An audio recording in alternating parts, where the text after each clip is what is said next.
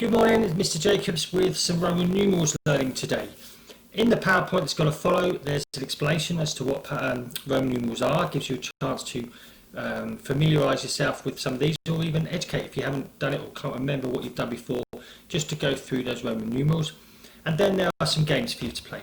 Now if you're at home, it's a little bit easier to play against an opponent, whereas in class I've adapted it slightly, where you can still play with everyone, but just not obviously in that contact. The resources you've got sent on email, if you're doing this at home, include this grid of yellow Roman numerals. You'll need to cut those out.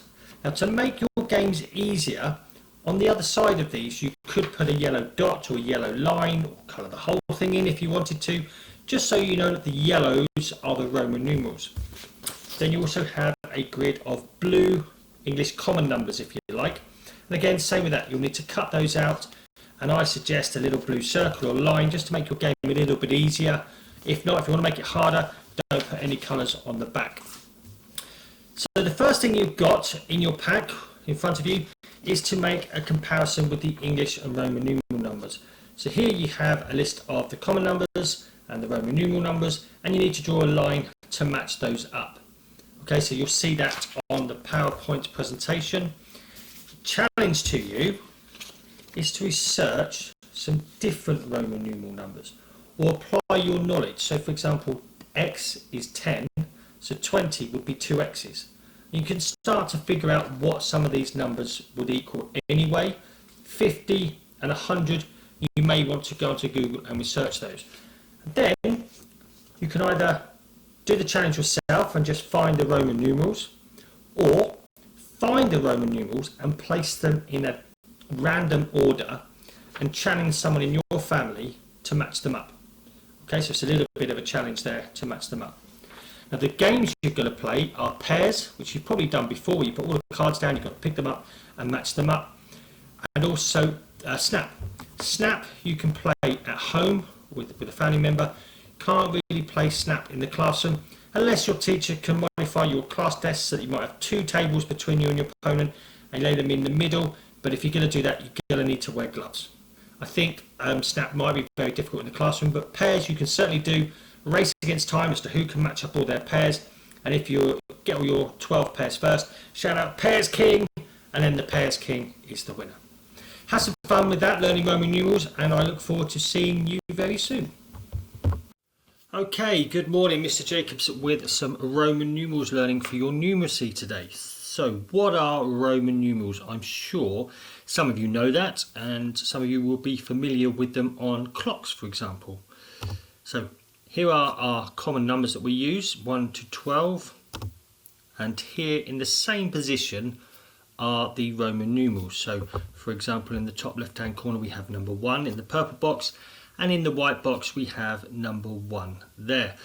In the purple box you see number 12. If we go across bottom right hand corner we see X and 2 capital I. So the X, if we look up the row above at the end of the 3rd row, is number 10. And as you move right down the board you see that XI, capital I, is 11, XII is 12. We're going to play some games with these numbers. First of all, let's familiarise ourselves with Roman numerals. So on the left hand side in the yellow we've got some English common numbers if you like, and on the right hand side in the blue we have some Roman numeral numbers. Now if you want to play this in class and have the teacher match them up for you, stay on this screen yet and don't press anything.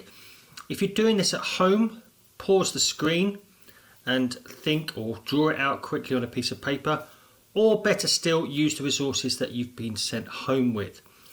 What we're trying to do is to draw a line matching the yellow numbers with the blue numbers. If you want to play with the screen, pause it because I'm about to go through the answers. So top of the screen, number 1, where is number 1?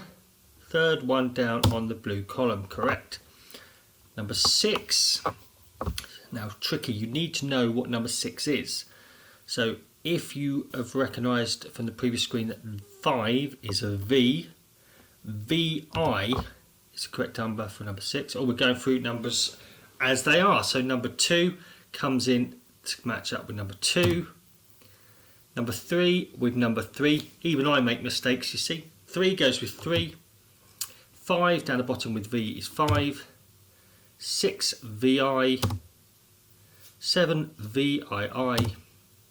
9 IX. Tricky that, because the X is 10. The I, meaning 1, comes before, so 1 less than 10 is 9. Well done if you got that. And obviously 10 was there with the X. So I've thought of some games you could play. You've got these 2 grids in your resource pack, or with you there in class. What you'll need to do is to cut both of these squares up, so you've got the numbers separated. Now with the games we're going to play pairs and snap. You could make the game slightly easier by putting a blue circle or blue mark on the back of the English common numbers, and likewise putting a yellow dot line on the back of these numbers. If you want to colour them in completely, again you could do that, no problem. It just means that you know when you picked a blue number, it's going to be an English common number. You're then picking a yellow number that you're looking to match it. Okay, so the first game, pairs. You've got your cards here. Turn your number cards face down on the table. So put all the cards down on the table, whether they're coloured or not, you've already decided that. To play, the youngest will go first, so this can be played at home. I'm not looking to play this in class, obviously because of our social distancing, but you take it in turns at home, and the youngest goes first, picks 1 card at a time, so he picks 2 cards. If he gets a match like this, the English common 5 with the Roman numeral 5, that is a pair. You keep that pair, okay? And then it's your next person's go to try and match it. Play with the most pairs at the end wins. Now, if you're going to play this in class, you've got the cards, do the same, turn them all over. You've decided whether to colour them in or not. Put them face down. Now to play, lay the cards face down on your table and turn 2 cards over 1 at a time. Same way as before. Match a Roman numeral number, a yellow one, with a blue common number. So again, I've used 5 as an example. Now the player in class who wins will be the player that makes all 12 matches first. So when you've made all the matches without any cheating, you shout pairs king or something that you agree in class, and the person with that first wins. A bit like bingo in that respect. Snap. We can only really play snap at home. Unless you can do it across 2 tables spread out, you might be able to do it like that. You have 2 cards to print off in the same way. Then you need to shuffle the cards. I would print off 2 copies of this if you're playing snap. It just gives you some more cards and more matches to make in the game, and it will last a bit longer. So to play, hold your cards in the deck face down, so you've got them in your hand without the numbers showing. Youngest player goes first by turning over his card and placing it down on the table. Then the next person goes, and you're looking to make either a match of an English common word number, so 5 and the Roman numeral equivalent, or if you want to, you could also agree that 2 5s, for example, match as well. So if you laid an English common 5 and so too did the person you're playing with, that is also a snap. First person to shout out snap collects